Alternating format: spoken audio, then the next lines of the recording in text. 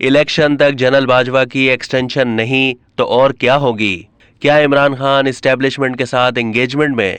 क्या इंटरव्यू देकर फंस गए? इमरान खान नए आर्मी चीफ की तैनाती अगले इलेक्शन तक टालना भी चाहते हैं और मौजूदा आर्मी चीफ को उस वक्त तक एक्सटेंशन देने की बात जबान से कहना भी नहीं चाहते।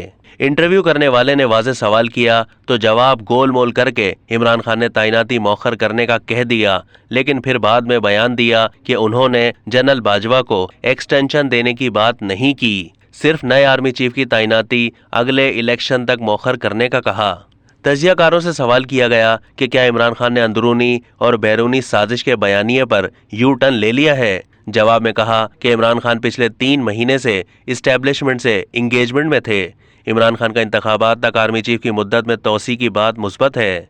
रीमा उमर ने कहा कि इमरान खान अपने साजिश के बयानी से पीछे हट रहे हैं। आर्मी चीफ की तोसी की बात करके अपने पिछले मौकिफ से वाज़ेह तौर पर पीछे हटे हैं।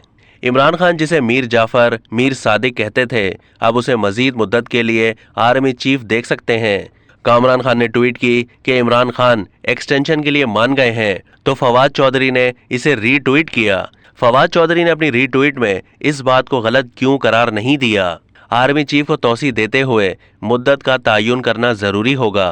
तजियाकारों को लगता है कि चेयरमैन पाकिस्तान तहरीक इंसाफ इमरान खान अंडे के बगैर आमलेट खाना चाहते हैं। तजियाकारों का यह भी कहना है कि इलेक्शन 2023 से पहले मुमकिन नहीं, जबकि आर्मी चीफ की रिटायरमेंट नवंबर 2022 में है। इलेक्शन तक army chief general Qamar Javed Bajwa को बरकरार रखना एक्सटेंशन नहीं तो और क्या होगी।